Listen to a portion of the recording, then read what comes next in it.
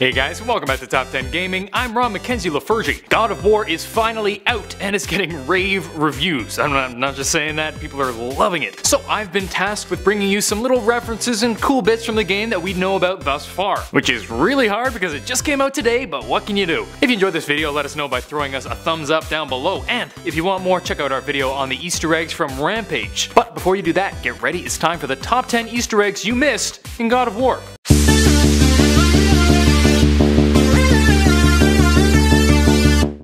Number 10.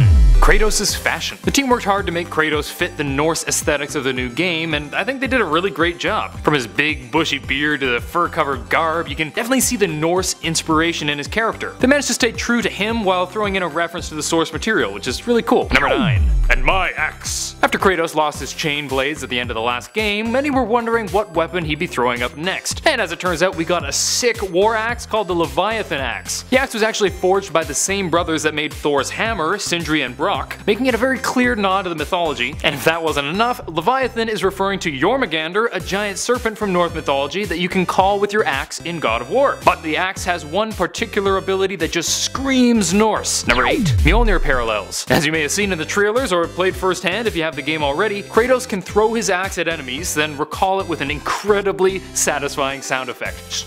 And this probably makes you think of another godly Norse guy who throws his weapon. Yeah, it's Thor. And I guess it makes sense since it was made by the same guys, but it's one of the coolest and most satisfying game mechanics I've seen in a while. And it's neat that it's a bit of a reference to the Thunder God. Number 7. The game imitates life. This big change to Kratos, taking him from the dude that smacks gods around to the dude that raises a kid while smacking gods around, was a surprise to fans. To most, like myself, it was a happy surprise, and to some it was kind of disappointing. Turns out this change came about largely due to a big change in the life of director Cory Barlog. Barlog had recently had a son, and I guess he wanted to use some of the same changes he saw in himself to help develop the character of Kratos. And by most accounts, he succeeded. Number 6.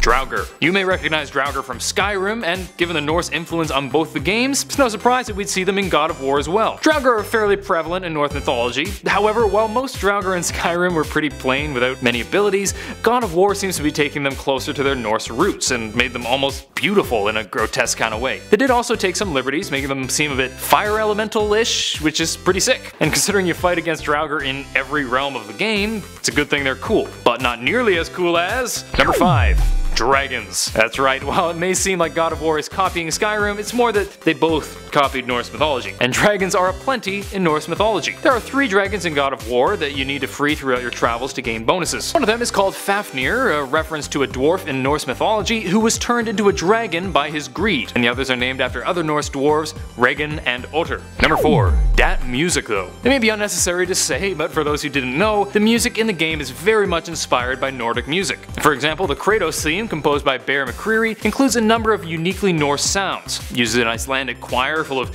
deep booming tones, as well as various Nordic string instruments, including the Nyckelharpa and the hurdy-gurdy. Ah, it's so fun to say. Number 3. Motion capture. Given the new, much more personal feel of the game, the team felt the mannerisms of the characters should be more realistic. This led motion capture to be used far more liberally in this game, changing from using only 10% motion capture and 90% keyframe animation previously to 80% motion capture and 20% keyframe in this game. That's pretty huge, but it definitely paid off. Number 2.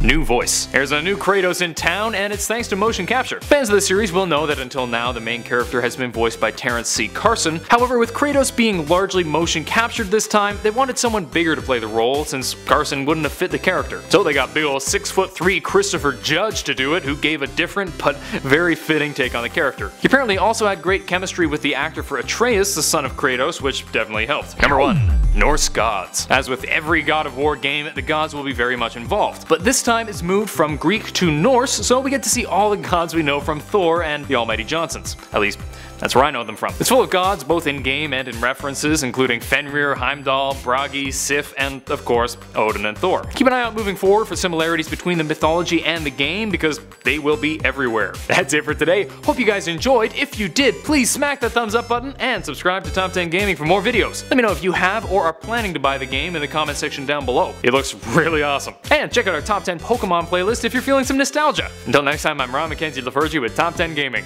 Later, gamers.